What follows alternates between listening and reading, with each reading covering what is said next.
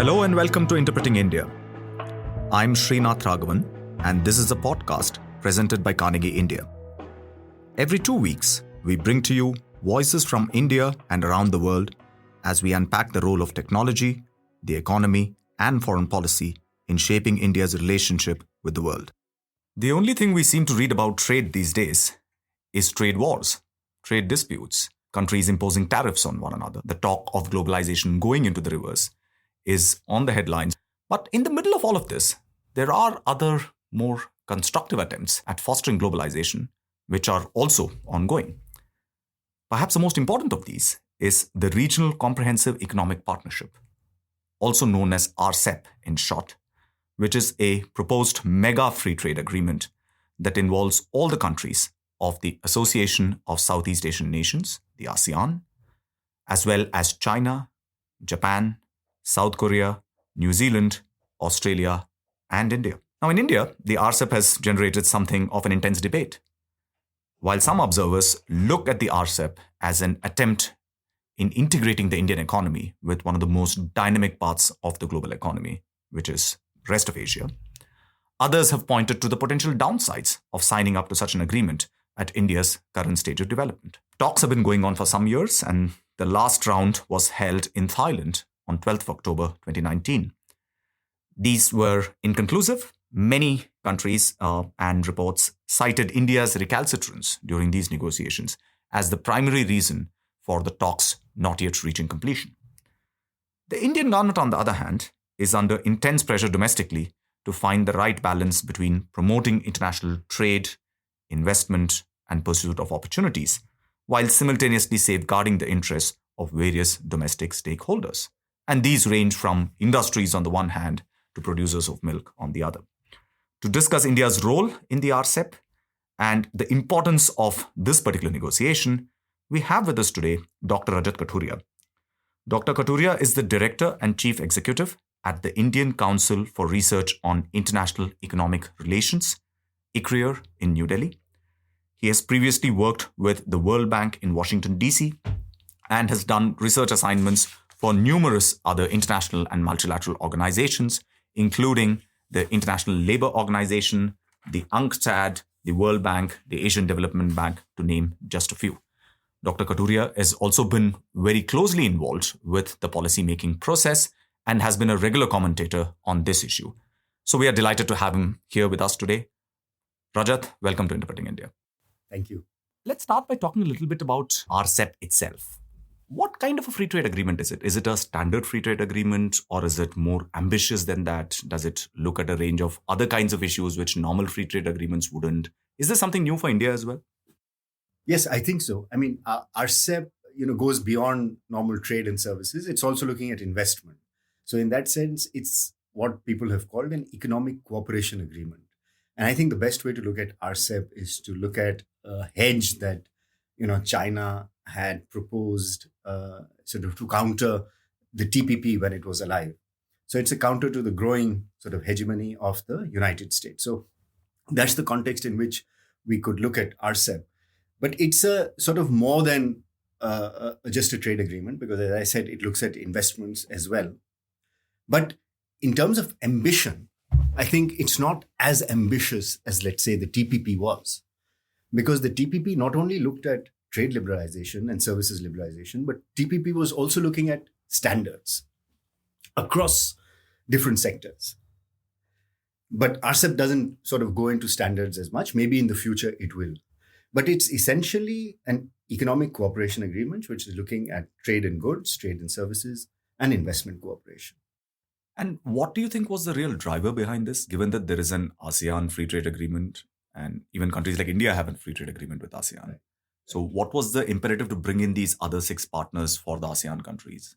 What was the vision? So the vision, as I said, was to look at another alternative trading bloc to the TPP, so that you could have, you don't have one sort of big power that is dictating what happens to global trade.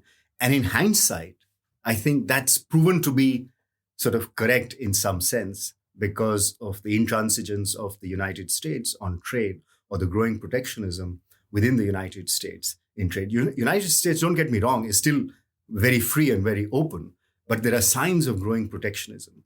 So if sort of you could engender, freer movement of goods and services and investment within a group of countries that constitute, 40% of trade and 30% of GDP and growing, the center of gravity has clearly shifted towards, China, towards other East Asian countries, and of course towards India. So this is where hopefully the action, the young population, the growing GDP, the growing investment flows, and of course countering some of the age-old institutions that have existed post-Bretton Woods. Some of them now have been created by China. I'm referring to the banks, AIIB and NDB. And so there is a movement of economic might towards these countries. So it makes sense to have a trade agreement. Of course, there are political reasons for every trade agreement. There are political reasons. I mean, in the past, when you had trade agreements, you were really looking at trade agreements to try and make trade as free as possible within a group of countries, because it was becoming so difficult to negotiate in the multilateral framework agreements with 160, 170, and now 190 countries. So it's becoming really difficult to do that. So, as Professor Bhagwati once said, these could be looked at stumbling blocks or building blocks. So if you were to agree to the paradigm that this is a building block, then it is engendering, freer movement of goods and services, and hopefully from India's point of view, freer movement of people as well, and also movement of investment, because there'll be some, in RCEP, there will be investment facilitation or economic cooperation as well.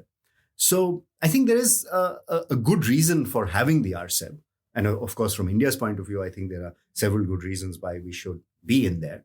But I think the political economy has sort of dictated what happens to global trade more often than not. Right. And India, of course, was not even earlier invited to be a part of the Trans-Pacific Partnership, which is the TPP. So in a sense, RCEP was possibly our only option, the only game in town, absolutely, so to speak. Absolutely. And we were not ready for the TPP, although as academics had said, I mean, we should try and get into TPP because the opportunity cost of being out are going to be high. And indeed, I think the opportunity cost of being out of RCEP will be high as well. We haven't done the math, but I think the opportunity cost of being out of RCEP will be very high. So you won't really be a part of the modified TPP, which is the CTTPP. And we are not a part, if we don't be a part of RCEP, then we're really isolated in global trade as far as big agreements are concerned. We have agreements with Korea and Japan and, partly with a preferential trade agreement with Sri Lanka. We have something with Malaysia and Thailand and Singapore. But, those agreements don't cover a large part of the trade that RCEP will cover. And they don't cover China. And also, the whole WTO process seems to have slowed down almost to the point of being stalled, hasn't it? Precisely. I mean, that's the point I was making about, if it's difficult to negotiate amongst a large number of countries, if you go back to the old collective action, public choice literature, you would see that, negotiations within a small group of people with coherent interests are much more likely than a large number of diverse people or diverse groups where, getting into an agreement becomes almost impossible. Similarly, in trade agreements, whether it's 16, whether it's 10 or, a fewer number, it becomes easier. It's not easy, as RCEP is showing us that it's not really easy to arrive at an agreement, but definitely easier than the WTO and the multilateral framework, to the extent that even the WTO is talking about plurilaterals.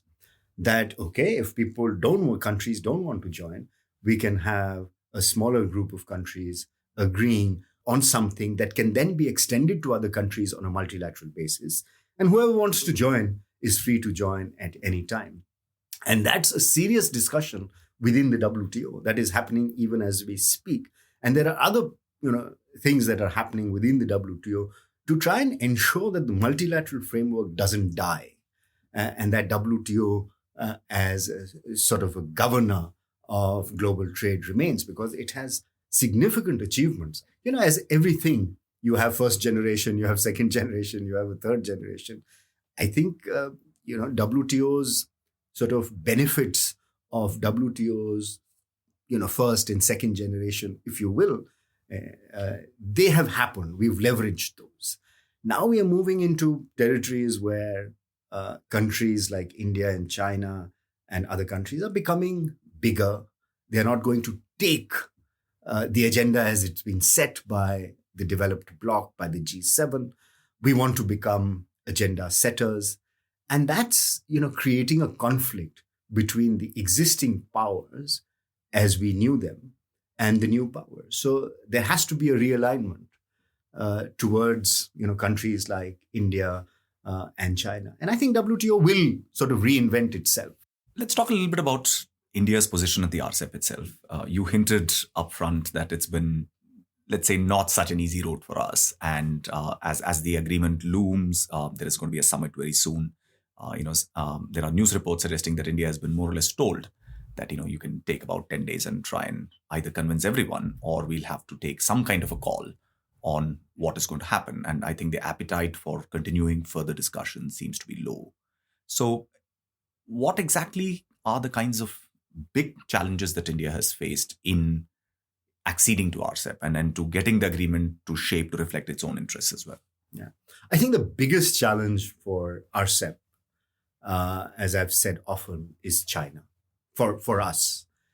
And we often see RCEP as a surrogate for a free trade agreement with China. We don't have a free trade agreement with China, but RCEP will make it a free trade agreement with China. So I think a lot of our energies have been directed towards what would happen if India enters the RCEP, as if we were looking at only a free trade agreement with China.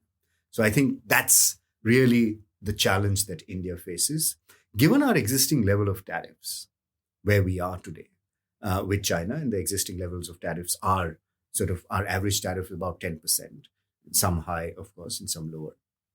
Even at that tariff level, at the multilateral tariffs that China gets, we are running a $50 billion trade deficit, roughly, with China. Right? And our market access with China has not been very good, not been high. We export, it's not that we don't export pharmaceuticals, cotton, etc. But our imports from China are very, very high. And China is our largest trading partner. And therefore, getting into a deal with a country where you're running a very large trade deficit then begins to raise questions and red flags. What would happen to industry? What would happen to jobs? What would happen to our local economy, especially at a time when growth has plummeted, right, to 5%? It is the lowest. So growth has come down, and then you're getting into a trade agreement. It's also a narrative that you're trying to build within the country, within the constituency. People might say, turn back and tell the government that, you're getting into a trade deal effectively with China, which is so much more competitive than us, and we're running a huge deficit at a time when growth has declined and there are challenges in the economy. So that narrative, the government has to try and address that narrative, which is what the minister is trying to do in Bangkok, is try and get as many safeguards, delay the implementation of the agreement as much as possible, get a phase-in of 15 years, 20 years, so that industry can sort of gear up and come up to speed and be able to compete with China.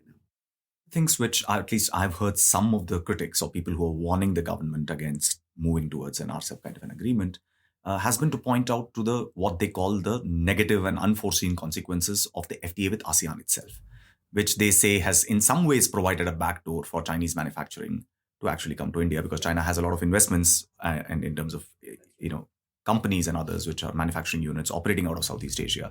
And they say that, that itself is a good example for us to see of what's going to happen. Do you think actually the data and the research supports that kind of a claim? Well, rules of origin in trade agreements are important. And, in NAFTA, we saw when US was flooded with goods from Mexico that were not Mexican. Now you define what is Mexican or what is, Chinese. That will happen because, when you're getting into an agreement with 16 countries that already have agreements, so there's already nested agreements within the group.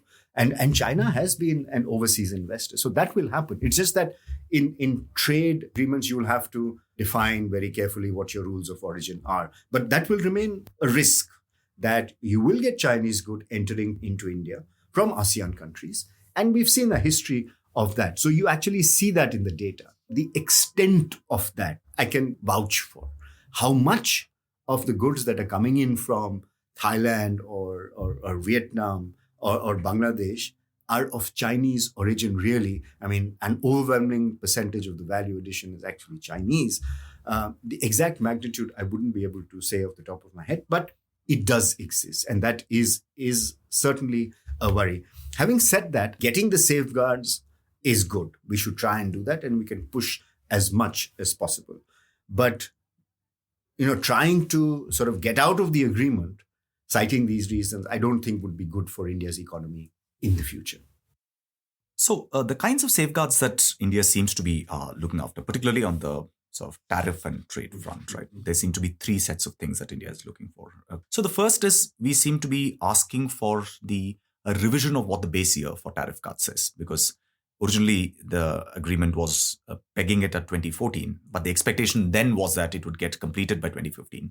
But I think now we are asking for it to be brought up to 2019. The second thing is this kind of a demand for some kind of an auto trigger in case there is a surge of imports from particularly like countries like China, New Zealand also on the agrarian side, I think. And the third thing is about, India is seeking some kind of a carve out on the so-called ratchet principle, right? Which is that once you've agreed to cut tariffs on something, you cannot go back. These are the right set of issues. And there's, of course, investment state dispute. Yeah, we'll come to that right? as well. Yeah. So I think these are the issues, the right issues that India is confronting. I mean, the auto trigger mechanism is like going back to the quota, right? I mean, I will allow you to import so much, but if it exceeds that amount, we'll have an auto trigger mechanism. It's really a safeguard for domestic industry so that they're able to compete. Now, there are very good reasons why we should do that, why we think of asking for that. And I'll tell you the reason, because mainly I think this is going to be effective with respect to China. I don't think there are going to be import surges to that extent from other countries, because the other countries are not large enough to be able to serve the Indian market at that sort of magnitude. But with China, yes, it could happen. It could happen in sectors. It's already happening in electronics. We know that. It could happen in steel. So the good reasons for doing that is what the United States has been saying of China, is that we don't know really how the system in China of state and business work together, i.e., is China a market economy or is it a non-market economy? And if they're a non-market economy, then the sort of ecosystem within China is not transparent. And therefore, we are not competing with them on a level playing field. And that's sort of one good reason, because we don't know. And therefore, there's one good reason that in case there is a surge, then we could try and protect our domestic industry and protect our jobs. I mean, I'm saying that understanding that we need to become sort of really competitive, because we can't go on, in the 21st century, we can't go on saying that, we liberalized in 1991 and we still need time to become competitive. It's time that the industry became competitive, and government has been telling industry that when we have stakeholder consultations, and I've been a part of some of those consultations, is that let's move away from your demands of asking for subsidies, and let's move to how we can make your operations easier. How can we facilitate your business? Do horizontal things rather than doing things for specific industry. Let's look at horizontal, interventions which improve the environment for everybody. Government has been trying to do that. And I think that's the right way to go. We are going to delay it as much as possible, the tariff reductions, over a 20-year period, etc. So we will buy time in the agreement. But I think we should now begin to look at, trying to compete, trying to improve our domestic environment, ease of doing business is something which we desperately need to focus on and keep on improving. We've moved 50 steps, 50 ranks. We need to improve a lot more. So you need to become competitive. You need to ease the costs of doing business. And I think these are steps in the direction of making industry to be able to compete. There's no reason why we can't compete with China. There is no reason. Our labor costs are still 50% of China. Vietnam's are even lower, but Vietnam will go up, and so will we. But this is the time where we can actually attract a lot of investments that come out of China. So this agreement will change the way we approach manufacturing. And I hope that happens. Rather than saying, gee, China will swamp our market with Ganesha's, Diwali's coming and, with lights and so on. I think that's a misleading. We don't import so much consumer goods from China. I mean, because it's so top of the mind, people talk about that. But our imports from China, if you look at our intermediate products, electronics, $45 billion. We are assembling phones and selling them to other countries. I mean, for all effective purposes, there are Chinese mobile phones which we brand made in India and sell not only in India, but to rest of the world. But I suppose that is true of value chains the way they operate Absolutely. everywhere. Absolutely. So why should we think of things as make in India means entirely 100% produced in India? Exactly. But the narrative, the make in India narrative, I think, is one where you are trying to sort of encourage more value addition in India, not for its own sake, but for the sake of trying to create more jobs. I think the jobs is sort of imperative in India, or productive jobs imperative in India, is guiding a lot of our sort of policy decisions, as it should. But as you're suggesting, an agreement like RCEP, particularly coming on the back of our steep reduction in corporate tax rates in India, could also be a flow of investment into India. Absolutely. In a sense, it's not just about flow of goods and what we need to do to keep them out or regulate their quantum, but possibly this is also an opportunity to make India a much more attractive investment destination. And as you said, many of these economies are, looking for alternatives to China, particularly in the context of the US-China trade war, which is a bigger macro picture.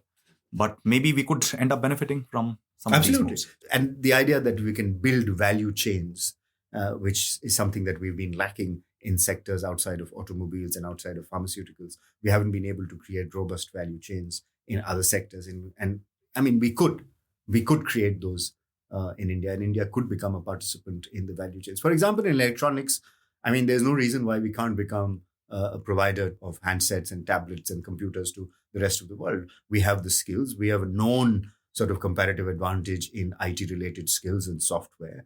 Hardware should be the easier part. We've done the difficult part, which is the brain power. So we should be able to do the hardware. I mean, China didn't, have to sort of, they did this over a period of time, but they did it without having the sort of comparative advantage in IT services that we already enjoy. So I think it should be relatively easier for us to do. To a large extent, getting investments in hardware into India is really the old story about, India is a difficult market to operate in. It's, different states have different rules. I mean, the policy uncertainty, the implementation uncertainty, the sort of infrastructure deficits of power, water, logistics, all those are what is really a constraint to foreigners or to investors coming into India in the scales that they came into China. So one particular sticking point as far as this investment side of RCEP is concerned is about investor-state dispute settlement mechanisms, and which is effectively provisions which allow private investors and private companies to sue national governments in other countries, not countries to which they belong. And these kinds of provisions have been problematic in many other trade agreements as well, because they then go to a certain degree of regulatory harmonization, which all countries feel derogates from their national prerogatives to greater or lesser extent. And in the context of RCEP, I think India is a little uncomfortable with the fact that there is a consensus building saying that, these will kick in, say, 2 years from now, even if everyone doesn't agree. If there is a majority of the 16 countries end up agreeing, then, we can just go ahead with that. What exactly are the specific concerns, which are motivating India beyond this kind of issue about saying, should we really allow foreign private companies to be suing our national government?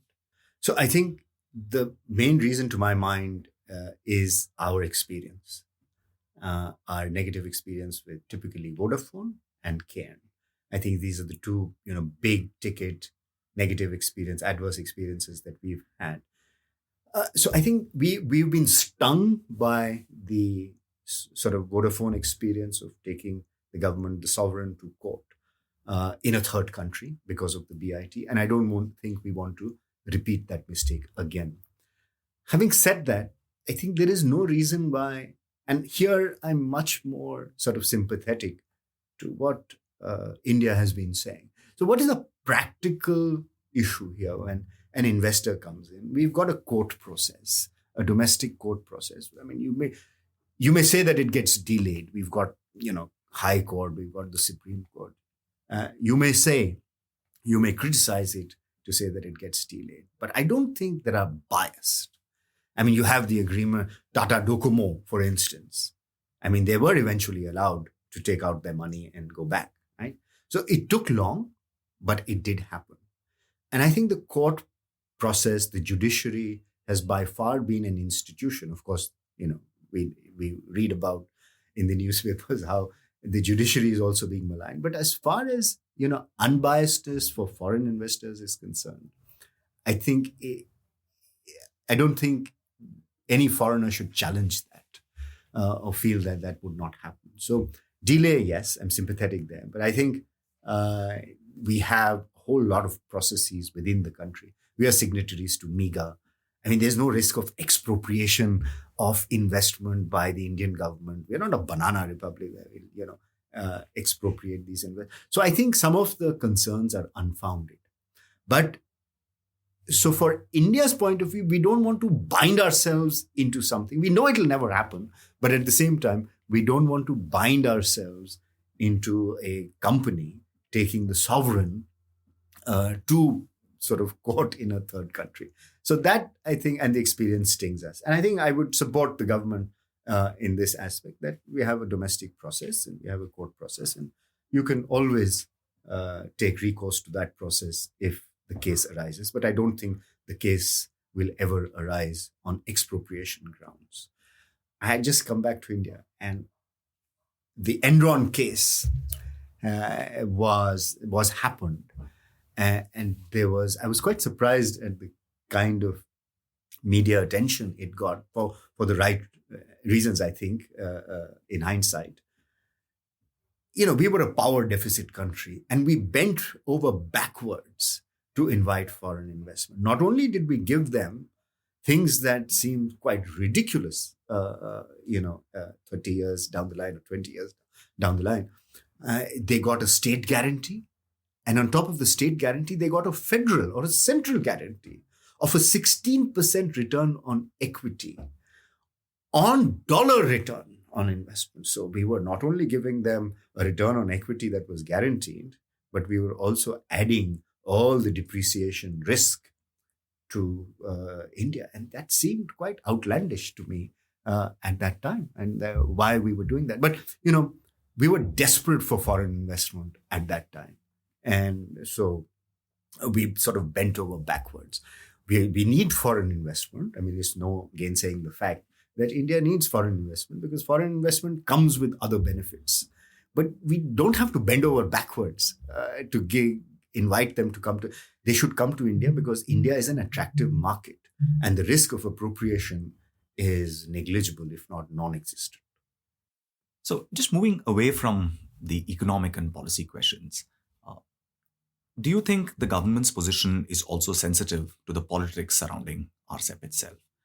We've seen not just protests from the standard sort of trade union left parties which are opposed to globalization, free trade agreements of any kind, but we've also had, in fact, have ongoing protests by affiliates of the government, including the Swadeshi Jagran Manch, who have a different view and have consistently had a different view on how the Indian economy should be opening itself up or tying up with the rest of the world.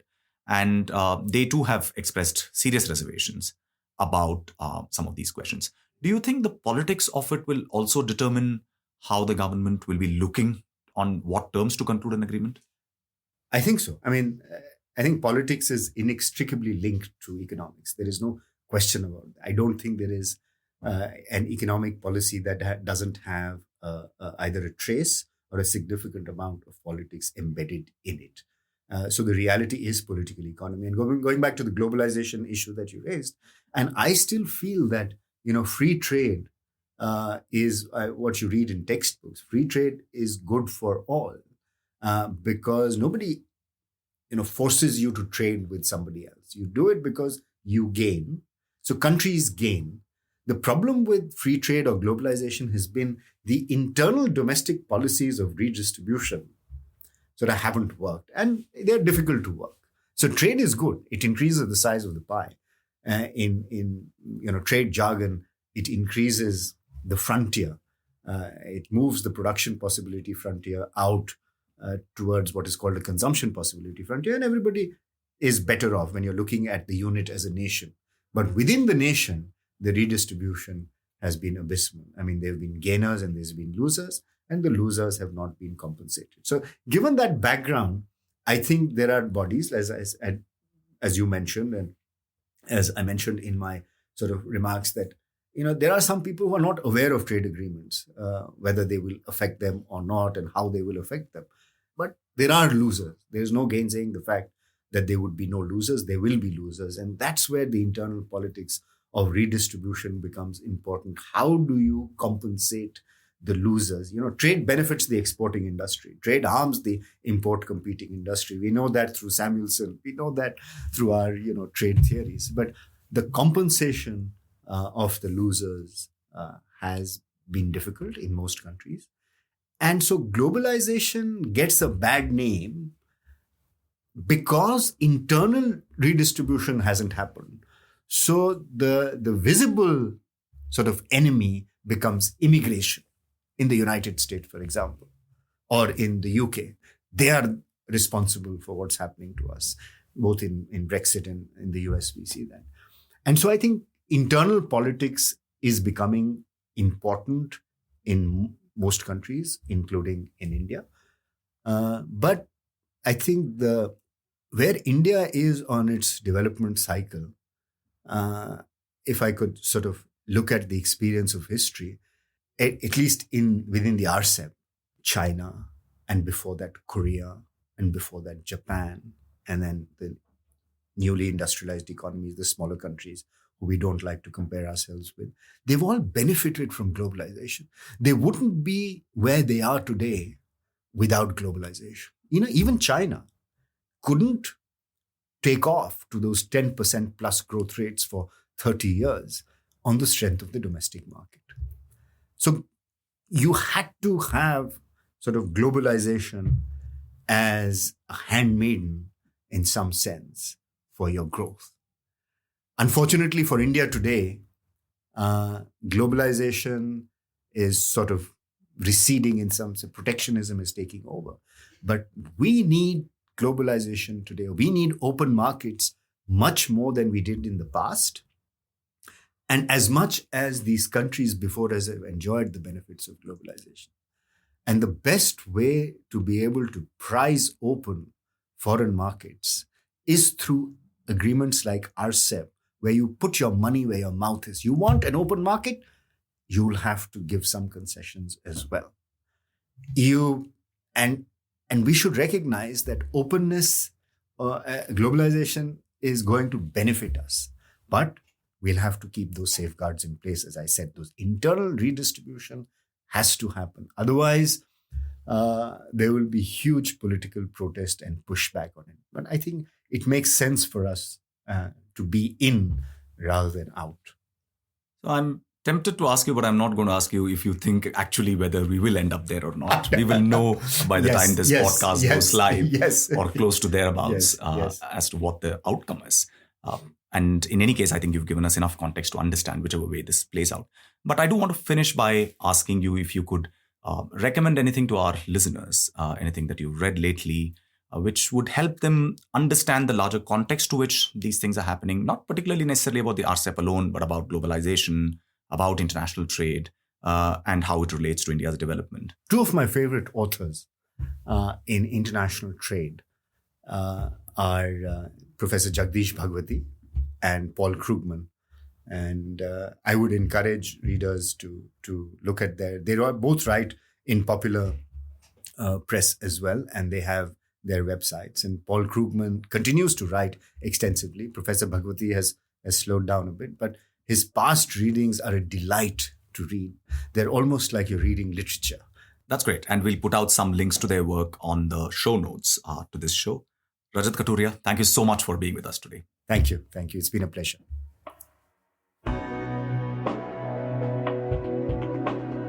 Thank you for listening to this episode of Interpreting India, a podcast presented every 2 weeks by Carnegie India. I'm Srinath Raghavan. For more information about the podcast and the production team, you can follow us on social media and visit our webpage